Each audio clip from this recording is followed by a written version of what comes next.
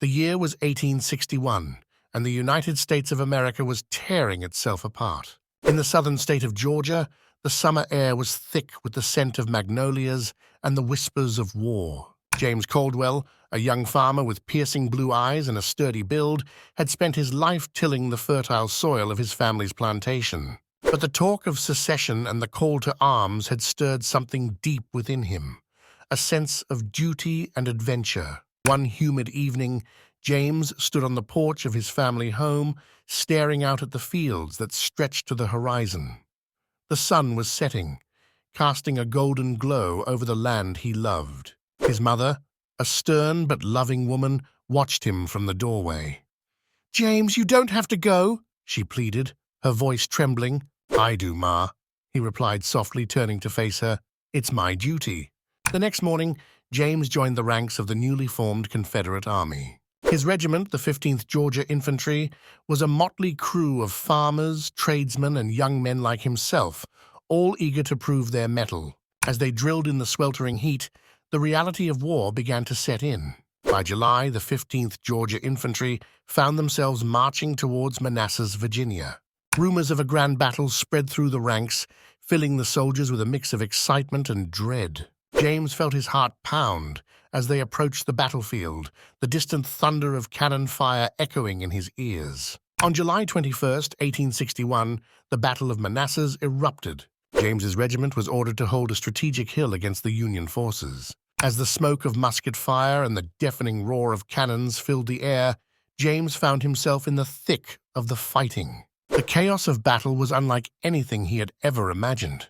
Friends fell around him, their cries of pain mingling with the shouts of officers and the relentless boom of artillery. In the midst of the carnage, James spotted a Union soldier charging towards him. The enemy's face was contorted with fear and determination. Without thinking, James raised his rifle and fired. The man fell, his lifeblood soaking into the earth. James stared at his fallen foe, the reality of what he had done washing over him like a cold wave. The war dragged on, and James's regiment saw action in numerous battles. By 1863, the once proud 15th Georgia Infantry had been decimated. The survivors were weary, haunted by the horrors they had witnessed.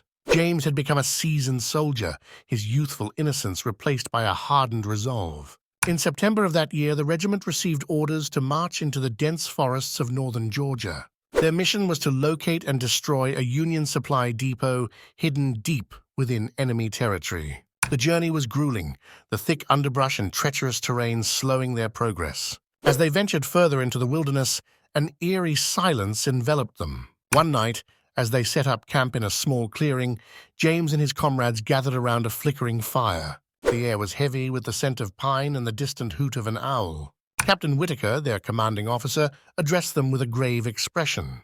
"Men, we're deep in enemy territory now. We must remain vigilant. Keep your rifles close and your eyes open."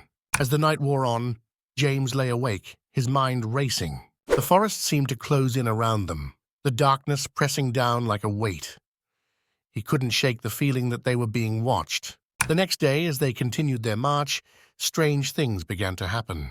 Men reported seeing ghostly figures flitting through the trees, and eerie whispers seemed to follow them wherever they went. Supplies went missing, and a sense of unease settled over the brigade. One evening, as they made camp by a small stream, James was on guard duty. The forest was alive with the sounds of nocturnal creatures, but something felt off. His eyes scanned the shadows, searching for any sign of danger. Suddenly, a twig snapped behind him. He spun around, his rifle at the ready, but saw nothing. Just as he began to relax, a blood-curdling scream pierced the night. James raced towards the sound, his heart pounding in his chest. He found one of his comrades, Private Daniels, lying on the ground, his eyes wide with terror. "What happened?" James demanded, kneeling beside him. Something attacked me," Daniels gasped. "It wasn't human." Before James could ask more, Daniels lost consciousness. The men were on edge, their fear palpable. Captain Whitaker ordered them to double the guards and keep the fires burning bright. As the days passed, the strange occurrences continued. The men of the 15th Georgia Infantry were worn thin by fear and exhaustion. Their progress slowed to a crawl as they navigated the labyrinthine forest. One night, James and a small scouting party stumbled upon an old abandoned cabin. Inside, they found evidence that the Union forces had been using it as a base.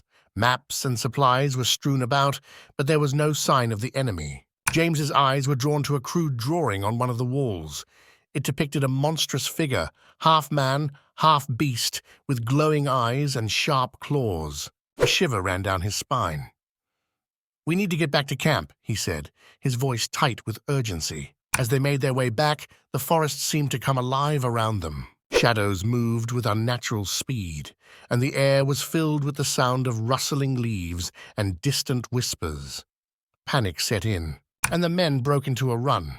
When they finally reached the camp, they found it under attack. Dark, hulking figures moved through the trees, their eyes glowing with a malevolent light. The men of the 15th Georgia Infantry fought bravely, but they were no match for the supernatural foes. James found himself back-to-back with Captain Whitaker, their rifles blazing. The creatures were relentless, their claws tearing through flesh and bone. One by one, James's comrades fell, their screams echoing through the night. As the first light of dawn broke through the trees, the creatures vanished as suddenly as they had appeared. The survivors, bloodied and broken, gathered in the center of the camp. Captain Whitaker lay among the fallen, his eyes staring sightlessly at the sky. James, his body trembling with exhaustion and grief, looked around at the remnants of his regiment. Of the 100 men who had marched into the forest, only a handful remained. They had faced an enemy beyond comprehension, and the cost had been high. With a heavy heart, James led the survivors out of the forest.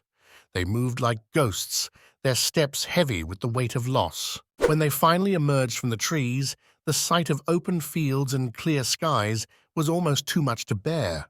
The war continued to rage on, but for James and the men of the 15th Georgia Infantry, the fight had taken on a new meaning. They had faced the unknown and survived. The memory of their fallen comrades and the horrors they had witnessed would haunt them for the rest of their lives. As James returned to his family's plantation, he knew he would never be the same. The war had changed him, forged him into something new. He had faced the darkness and come out the other side, a survivor. And though the scars of battle ran deep, he held on to the hope that one day peace would return to the land he loved. Until then, he would carry on, honoring the memory of the lost brigade and the sacrifices they had made.